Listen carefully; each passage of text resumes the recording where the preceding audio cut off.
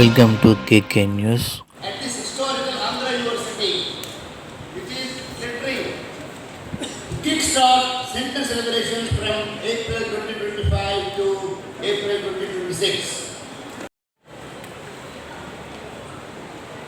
Particularly for this festival.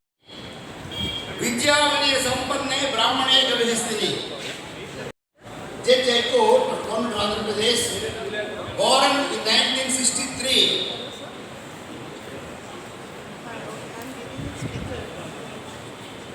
And Science and Technology, Ernakulam, Kerala State. Did PhD in Law in Nagarjuna University.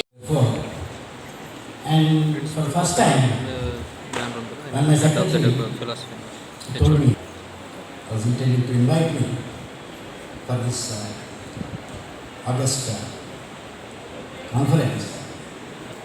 And then I realized when the topic was told that somebody has really misdirected the organizers to choose someone who was never formally initiated either into philosophy or. So then I consider my predicament. Because I am a judge, perhaps I am taken. The status that I hold under the Constitution, that perhaps made me a chief guest. A chief guest is chiefly only a guest. A guest only watches here, sitting here, watching what the host will do. Therefore, very honestly speaking, I do need to do nothing. Therefore, with all my humility, I shall start well-being. That is, do your duty, don't worry about the result. So, I don't bother, because my duty is to stand here and speak. And it is with that refrain I speak to my friends. A few things I shall actually speak, because it is good. And by the time I complete them, you must be able to really recognize them. Perhaps the ultimate aim of these two international congresses converging here and conferring all that is known to them.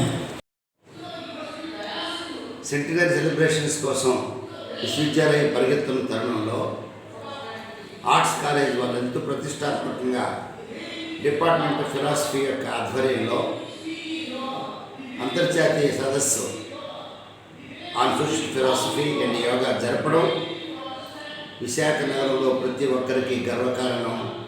Andhra యూనివర్సిటీలో ప్రతి విద్యార్థికి రోమాలు నిక్కబొడిచినటువంటి ఆనందం కలిగినటువంటి మహోదయం. ఈ ప్రపంచం నడుస్తుందంటే వేరే కారణం ఫిలాసఫీ, యోగా.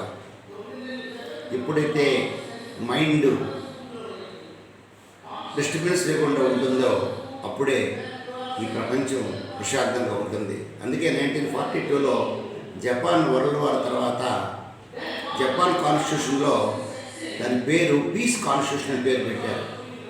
దాని ప్రియాంబుల్లో we the Japanese would like to have the peace అని ప్రారంభిస్తారు. శాంతి కోసమే ప్రయత్నిస్తామని ప్రారంభిస్తారు. అర్థం ఏంటి? ప్రపంచం శాంతిగా ఉండాలంటే మనసు, శరీరం రెండు కూడా ప్రశాంతంగా ఉండడానికి యోగా, ధ్యానం, ప్రాణాయామం ఇవన్నీ సహకరిస్తాయి. అలాగే చరిత్రలో అరిస్టాటిల్, ప్లాటో, హెర్క్యులస్, హిపోక్రేట్స్ అందరూ కూడా ఆరోగ్యం నుంచి ఆనందం వరకు కూడా కృషి చేశారు. కాబట్టి వేదాంతం అనేటటువంటి సబ్జెక్ట్ని ప్రతి విద్యార్థి కూడా విద్యార్థి దశ నుంచే ప్రారంభిస్తే వాళ్ళ జీవితంలో ఆనందాలు వచ్చి ఇప్పుడున్న ఈ రష్యా యుద్ధాలు లాంటివి లేకపోతే గాజా యుద్ధాలు లాంటివి జరగకుండా ప్రపంచం శాంతివంతంగా ఉంటుంది.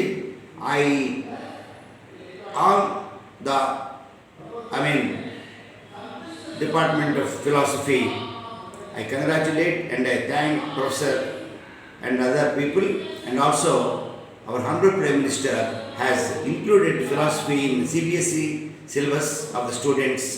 Really, it is a great breakthrough. Thank you very much.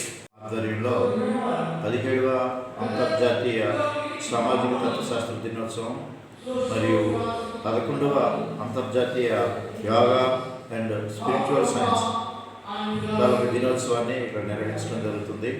ఈ కార్యక్రమానికి నేను ప్రొఫెసర్ వాంపల్లి వెంకట్రావు ప్రధాన కార్యదర్శిగా ఉన్నాను.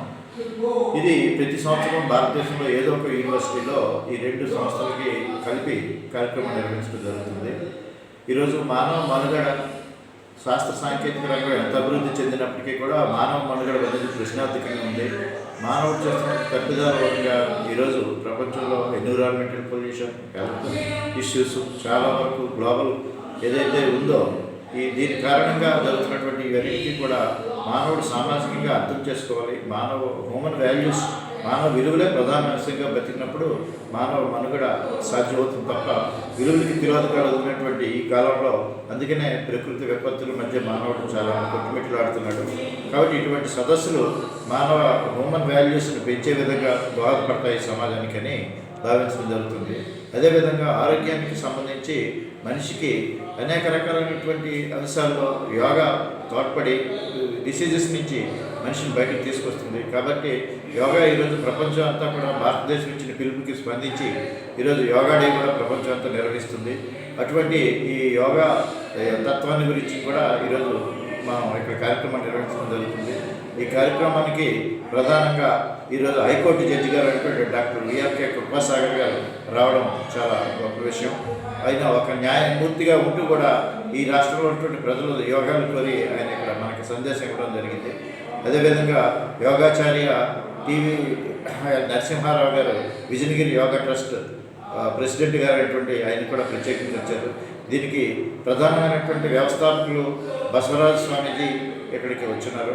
అదేవిధంగా ప్రొఫెసర్ బసవరాజ్ సిద్ధాశ్రమం ఫ్రమ్ ధార్వాడ నుంచి వచ్చున్నారు. అదేవిధంగా బెంగళూరు యూనివర్సిటీ నుంచి అనేక మంది ప్రొఫెసర్లు, జైపూర్ యూనివర్సిటీ నుంచి అనేక ప్రొఫెసర్లు, ఒరిస్సాలో ఉన్నటువంటి ప్రతి విశ్వవిద్యాలయం నుంచి కూడా ఈరోజు రిప్రజెంట్ చేయడం జరిగింది. అనేక మంది సుమారుగా 500 మంది హాజరయ్యే ఈ కార్యక్రమాన్ని నిర్వర్తించుకున్నటువంటిది ఇది ఈ దేశ భవిష్యత్తుకి ఒక మార్గదర్శకంగా ఇటువంటి కార్యక్రమాలు, ఇటువంటి అంతర్జాతీయ సదస్సులు ఉపయోగపడతాయని భావించడం జరుగుతుంది. కూటుకుప్పల సూర్యారావు గారు డాక్టర్ గారు ప్రజెంట్ చేసినటువంటి పేపర్ ఏదైతే ఉందో అది యోగా అండ్ హెల్త్ సంబంధించినటువంటి పేపర్ చాలా గొప్ప పద్మశ్రీ డాక్టర్ కూటుకుప్పల సూర్యారావు గారు ప్రదర్శించినటువంటి ఆ పేపర్లో ఉన్నటువంటిది ప్రతి మనిషి ప్రతిరోజు కనీసం 20 నుంచి 40 నిమిషాలు యోగాసనంలో ఉంటే తప్ప మన తాలూకా బాడీలో ఏవైతే ఈ మెటబాలిజం ఉందో అది సమన్వయం కుదరదని చెప్పేసి ఆయన పేపర్లో తెలియజేయడం జరిగింది. అది చాలా గొప్ప సందేశం. పద్మశ్రీ డాక్టర్ కూటుకుప్పల సూర్యారావు గారు మనకి విశాఖపట్నంలో ముఖ్యంగా ఈ ప్రాంతంలో ఉన్నటువంటి ప్రజల ఆరోగ్యం పట్ల అతను నిరంతరం ప్రపంచ స్థాయిలో యుఎన్ఓ ఆధ్వర్యంలో, యునెస్కో ఆధ్వర్యంలో అనేక కార్యక్రమాలు చేపట్టి ఈ ప్రాంతానికి ప్రాజెక్టులు తీసుకురావడంలో దోహదపడుతున్నారు. ఆయనకి ప్రత్యేకమైనటువంటి ధన్యవాదాలు తెలియజేసుకుంటున్నాం. ఈ కార్యక్రమంలో వచ్చి పార్టిసిపేట్ చేసి ఆయన ఈ ఒక్కరోజే కాదు, ఈ కార్యక్రమానికి ఆయన ఉపాధ్యక్షులుగా కూడా ఉన్నారు. అంతర్జాతీయ స్థాయి ఉపాధ్యక్షులుగా ఉంటూ ప్రతి సంవత్సరం ఒక యూనివర్సిటీని ఎంకరేజ్ చేసి మీరు కార్యక్రమాలు చేయండి అని ఆయన ప్రాసెస్లో జరుగుతుంది. ఆయనకి కూడా ప్రత్యేక ధన్యవాదాలు తెలియజేసుకుంటున్నాం. ఈ విద్యార్థులకి, అదేవిధంగా మా వైస్ ఛాన్సలర్ గారికి, మా రిజిస్ట్రార్ గారికి, మా ఆర్ట్స్ కాలేజ్ ప్రిన్సిపల్ గారికి అందరికీ కూడా ఈ కార్యక్రమానికి ఇచ్చేసినందుకు ప్రత్యేక ధన్యవాదాలు తెలియజేసుకుంటున్నాం.